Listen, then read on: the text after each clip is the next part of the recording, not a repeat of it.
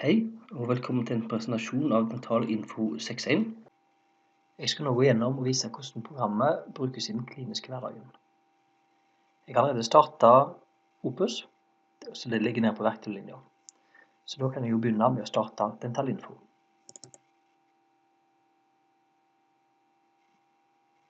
Her har vi da hovedmenyen til Dentalinfo. I versjon 6.1 har vi valgt å dele de faglige temaene inn i 6 hovedkategorier. Det er konserverende, perio, protetikk, endo, oralkirurgi og generelt. Vi har også lagt inn linker til filmer, utskrifter, medikamenter, førstehjelp, hjemmesider og telefonlister. Jeg skal nå begynne å vise de faglige temaene, og så kommer vi tilbake til de andre funksjonene senere i presentasjonen. La oss tenke oss at jeg skal informere en pasient om kroneterapi. Da velger jeg først kategorien protetikk. Her får jeg en rekke undertemaer, og jeg velger temaet krona. Da kommer jeg til menyen der jeg kan navigere for å informere om et visst tema. Det første vi får se er illustrasjonene om kroneterapi. Her har vi en egen meny der vi kan navigere mellom de forskjellige tegningene, og vi bruker egne ord til å informere pasienten. Vi forklarer at pasienten har en tann som er veldig skadet, og for å lage en krone må vi da formatere tanna, få fremstilt en krone som en sementerer på, og ferdig. Så bruker en så mye tid på hver enkelt tegning som er nødvendig for at pasienten forstår budskapet. Men pasienten tar det ofte ganske raskt fordi det er skjematisk lagt frem. Om ønskelig kan en også vise kliniske fotografier om kroneterapi. Bildene får en frem ved å trykke på fotoikoner. Og her får vi nå en rekke forskjellige bilder som viser forskjellige typer kroner. Vi ser at til sammen er det 18 bilder. Vi kan forklare her også at vi har tenner som er svært skadet. De blir preparert og lagt kroner på.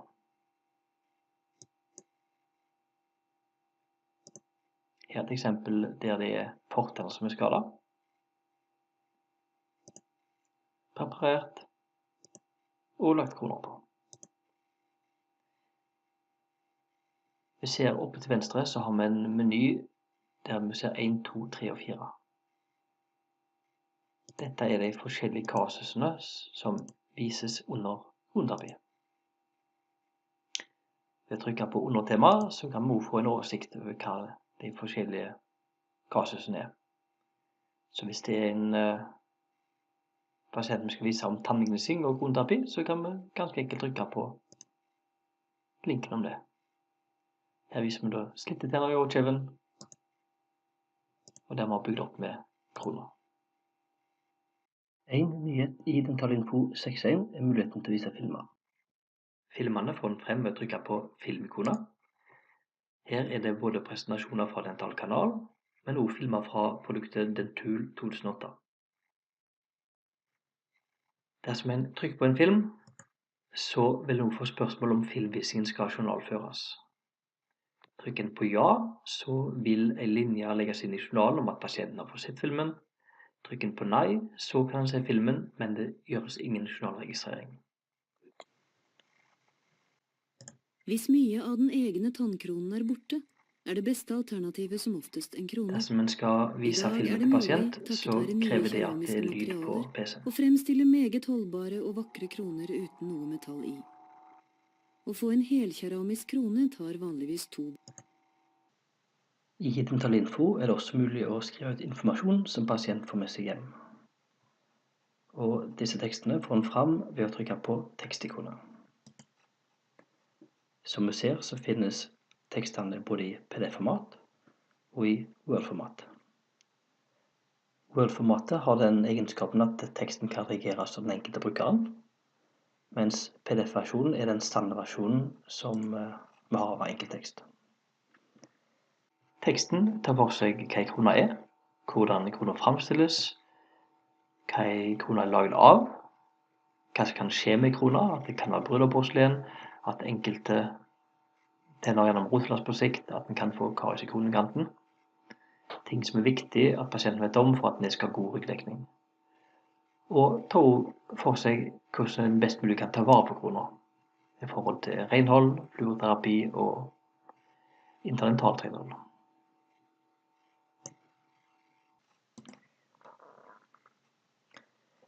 Når vi skriver ut teksten til pasienten, har vi da mulighet til å journalføre dette ved å trykke på journalfør-knappen. Hvis vi nå går tilbake i Opus, så vil vi se at det kommer til en ny linje i journalen som sier at pasienten er informert muntlig eller skriftlig om kroneterapi ved hjelp av dentalinfo. I dette tilfellet så åpner vi en tekst før vi journalførte, og denne teksten er jo lagt inn som vedlegg til journalen. Den kan vi da hente opp igjen ved en senere anledning, hvis vi skulle ønske det. Så alt dette tar sikte på å gi god ryggdekning for oss som behandler, samtidig som vi da oppfyller kravet om å gi pasienten god informasjon. Jeg vil også gjøre oppmerksom på at per i dag kunne Opus som støtter linking av utskrivbare tekster i journalen. Dette gjør at det er veldig raskt og enkelt å journalføre tekstene i og med. Åpne opp en tekst og trykk journalfør om du ønsker å journalføre det. En har også et eget journalføringsikon med journalføringsmuligheter, og her vil en av og til se andre valg enn en har ved tekstene. I dette tilfellet er det likt, men enkelte temaer kan ha andre eller flere journalføringsvalg. En siste ting vi har under temaet er hjelpesidene, og de får en fram ved å trykke på ikonet med et spørsmålstegn. Her får vi først se en oversikt over tilgjengelig innhold i temaet. Vi ser at det er 5 illustrasjoner, 18 fotografier, 5 filmer og 3 utskrifter under temaet kroner. Vi har også mulighet til å hente fram en detaljert beskrivelse av innholdet ved å trykke på knappen nede. Her får en da fram en oversikt og en beskrivelse av alle illustrasjonene innen temaet kroner, en beskrivelse av alle bildene og en beskrivelse av filmene. Dette gjør at tannleger eller tannpleiere eller sekretærer raskt kan sette seg inn i hva temaet inneholder. Det neste vi skal gå gjennom er menyen til venstre.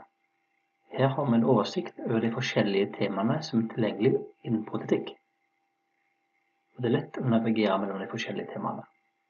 Skal vi for eksempel vise forskjell på broimplantat, kan vi først velge bro, vise illustrasjoner om det, journalføre om ønskelig, så kan vi vise implantat, og journalføre det.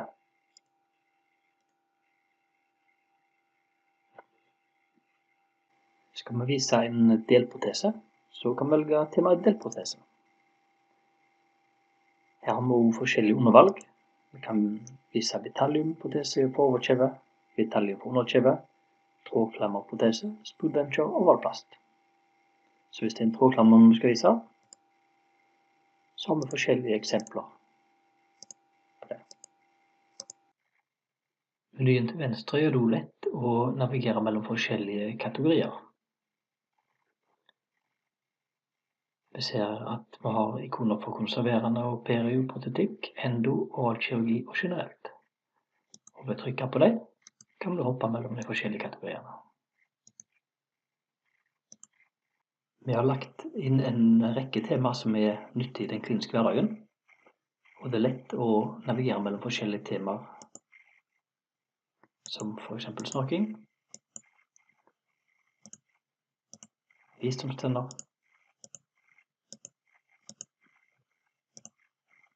rotpresentasjoner,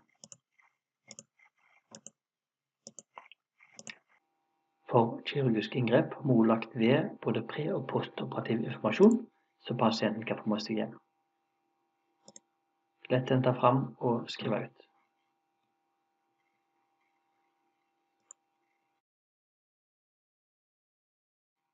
Jeg vil da gå over til å vise noen av de andre funksjonene i programmet, og ved å trykke på menyknappen så kommer vi tilbake til programmets hovedmeny. Ved å trykke på filmikonet henter fram en oversikt over programmets filmer. Og dette gjør at en raskt kan hente fram den filmen en ønsker å vise pasienten.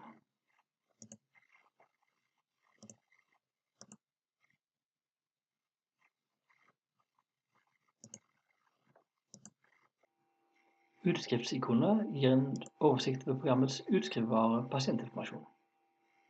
Det er fordelt etter kategorier, men man kan også navigere seg mellom de forskjellige kategoriene. Teksten kan åpnes opp i PDF-format eller i Word-format, og man kan også journalføre direkte.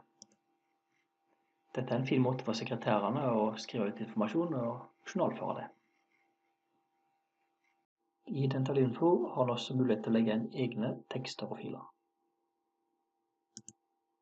Et godt eksempel på en nyttig fil å legge inn kan være det gule heftet, som nå kun finnes i PDF-format. Da står det en grei forklaring på hvordan dette skal gjøres. Trykk på knapp for å legge til ønsket tekst eller fil. Jeg velger da PDF-filer av det gule heftet. Trykk på knapp for å velge overskrift.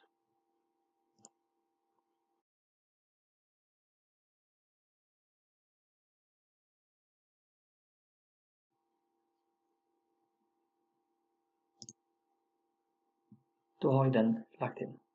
Så neste gang jeg trenger å hente det fram, så trenger jeg kun trykke på fil, og jeg får fram filer.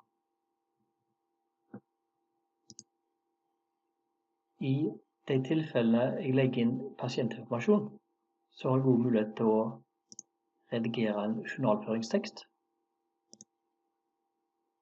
som sendes til journalen hvis jeg trykker på journalførknappen. En annen funksjon som kan være til nytte for mange er informasjon om medikamenter. Og ved å trykke på medikamentikonet så får en fram en oversikt over forskjellige temaer. Tanken her er at klikken skal lage seg et litt opplagsverk. Jeg har lagt inn noe informasjon allerede. Det kan gå på antibiotika for eksempel, der vi ser forskjellige tablettregimer, hva tid en skal bruke antibiotika, profylakse osv. Men det er meningen her at klinikken selv skal redigere de tekstene videre, legge inn informasjon de lærer på kurs, og på den måten gradvis få et bedre og bedre oppslagsverk i den kliniske hverdagen. Et annet eksempel, hyposalivasjon. Hvordan skal en ta en korrekt spyttest? Vi har også lagt inn informasjon om førstehjelp, og den får en fram ved å trykke på førstehjelpsikonet. Her er det forskjellige temaer. Dette er informasjon som er godkjent av Norsk førstehjelpsråd, men skal ikke erstatte kurs om førstehjelp. Men en bruker det som en oppfriskning av den kunnskapen en helst skal ha. Et eksempel kan være hva en gjør hvis pasienten besvimer. Da får en fram en tekst som tar for seg årsaker til besvimelse, symptomer, førstehjelp og hva en gjør hvis en skal ringe 113. Veldig kort og konsist, og en bruker det til å friske opp kunnskapen. Ved å trykke på hjemmesideikonet får en fram nyttige hjemmesider. Også her har vi lagt inn noen eksempler. Relis, felleskatalogen, interaksjoner, tannlegetidene. Og ved å trykke på en link så får en opp den hjemmesiden.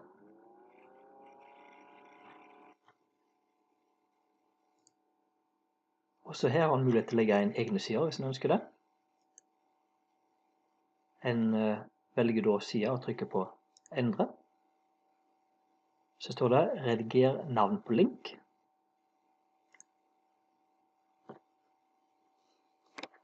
Da kan vi skrive telefon. Rediger hjemmesidens adresse.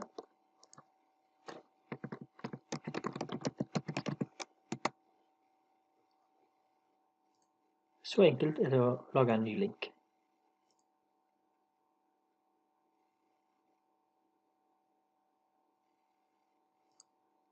Så her har han også mulighet til å lage et godt oppslagsverk av de hjemmesidene som bruker oftest i den kliniske hverdagen. I den Talinfo 6.1 må vi også forbedre programmets telefonliste. Og den får en fram ved å trykke på telefonikonet. Her har vi forskjellige kategorier, og ved å trykke på en kategori kan vi da legge inn nye telefonnummer. Jeg kan velge et depot nå i denne omgang.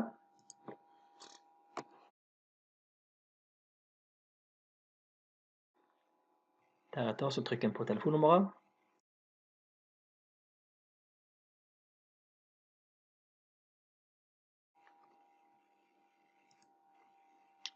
Og så er det lagret. Om ønskelig kan jeg nå trykke på info-knappen for å legge inn ytterligere informasjon. Det kan være adresse, kundenummer, passord til hjemmesiden deres. En kan nå legge inn e-postadresse og hjemmesida. Så også her er tanken at en skal lage et godt oppslagsverk for klinikken med de telefonnummer som en bruker i hverdagen. En liten funksjon under apotek er også muligheten til å legge inn ID-nummer til tannlegene, så at hvis en ringer inn en resept, så har en det lett tilgjengelig. Når en bruker disse funksjonene, så er det ikke nødvendig å gå tilbake til hovedmenyen for hver gang. En har også muligheten til å bruke menyen til venstre, ved å hoppe lett fra funksjon til funksjon. Da er det bare et par siste funksjoner jeg skal gå gjennom. Nede til venstre så har vi et ikon for hjelp. Der har en mulighet til å se opplæringsfilm, og nå mulighet til å hente fram programmets brukermanual. Brukermanualen tar for seg de forskjellige funksjoner i programmet og hvordan de skal brukes. Vi har også kontaktinformasjon hvis dere trenger hjelp til support, og link til hjemmesiden vår for å se mer om våre produkter. Under innstillinger så har jeg mulighet til å redigere journalføringstekster. Dette er de tekstene som sendes inn til journalen når en trykker journalfør. Og det gjøres enkelt ved å trykke på temaet man vil endre teksten og lagre det.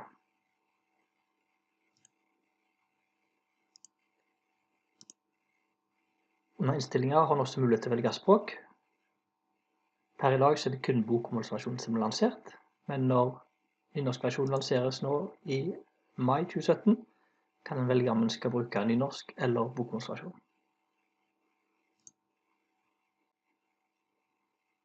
Programmet har også et par ikoner opp til høyre, der vi kan maksimere vinduet, og en kan lukke programmet. Nederst kan en også se andre produkter fra Furulemedia, samt hvem som har vært med å lage denne Talinfo. Da håper jeg at dere blir fornøyd med denne Talinfo, og bruk litt tid på å sette dere inn i hvert enkelt tema, sånn at dere vet hva bilder og illustrasjoner og tekster, og ikke minst filmer som er tilgjengelige. Takk for at dere så.